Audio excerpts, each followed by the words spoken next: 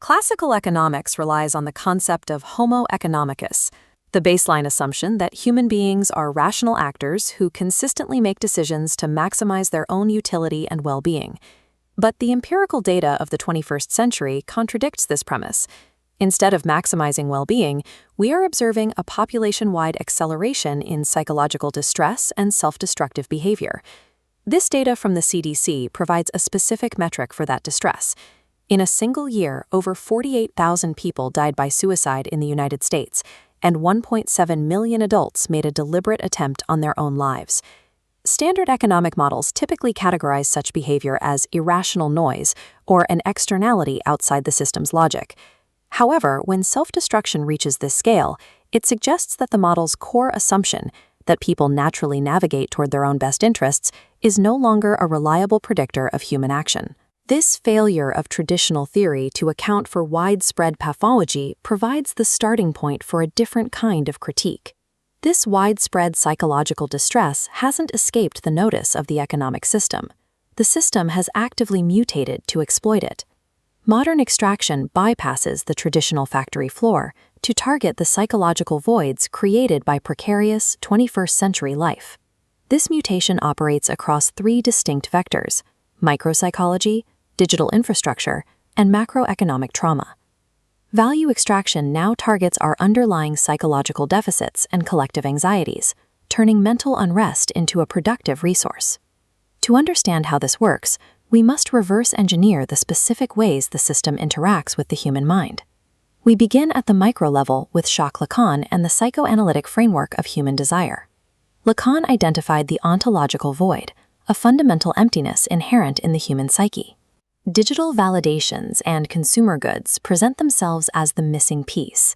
These objects provide temporary satisfaction, but because the void is structural, that satisfaction quickly dissolves. The gap reopens, restarting the cycle. In a market driven by the need for continuous growth, a satisfied subject is a dead end. The system relies on this cycle of disappointment. The subject must remain in a state of perpetual readiness for the next transaction. Sigmund Freud expanded this with the concept of the death drive, or thanatos, an innate pull toward destruction, chaos, and the cessation of tension.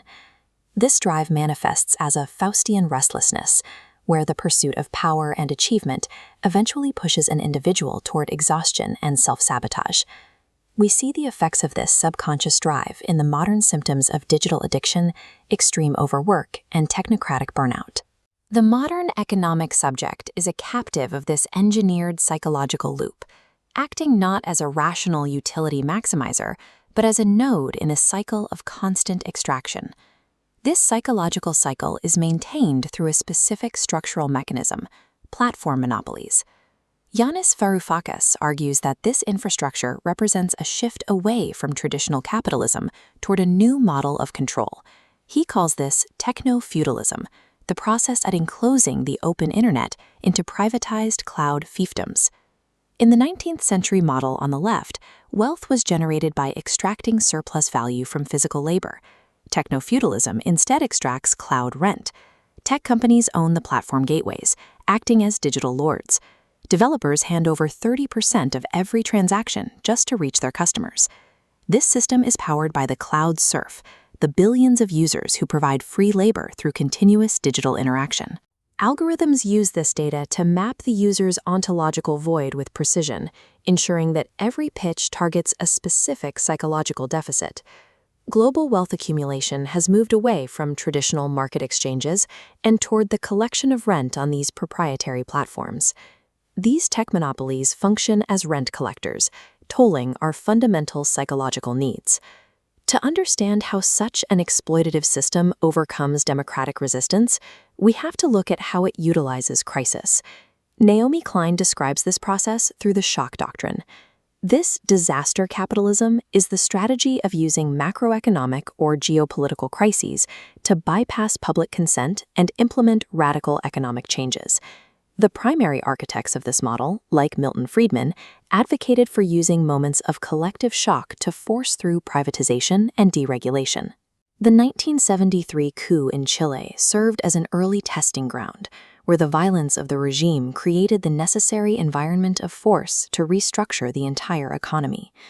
This model scaled up during the 2003 invasion of Iraq, where the disorientation of the war was used to push through a mass privatization of state assets.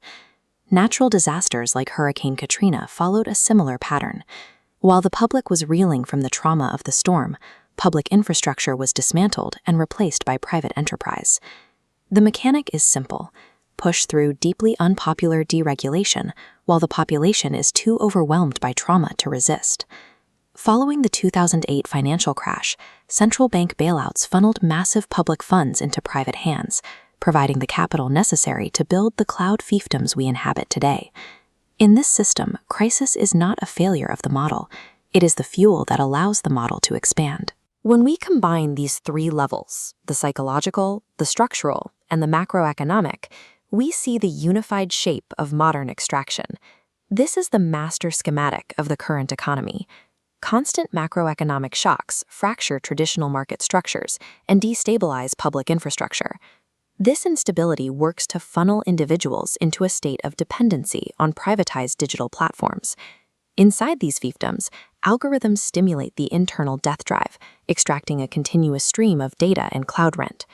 The survival of the system depends on the maintenance of deficit, both societal trauma on the outside and personal dissatisfaction on the inside. This is the weaponization of human vulnerability, organized into a single closed loop. Addressing this reality requires moving past 20th century critiques that focus exclusively on physical labor. Meaningful resistance must target how modern capital parasitizes human psychology and social stability. Recognizing that the ontological void is structurally unfillable is the fundamental prerequisite for escaping the logic of techno-feudalism.